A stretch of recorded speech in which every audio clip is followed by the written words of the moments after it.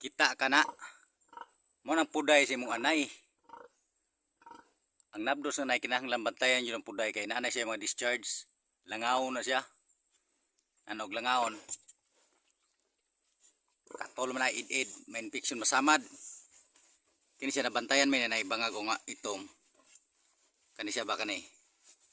Kani o. Kuha na siya. Katol, pinakal sa pikot. Discharge.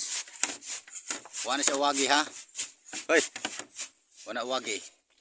Spray hila ng Combinix kani ba o. Fly repellent na. Wah.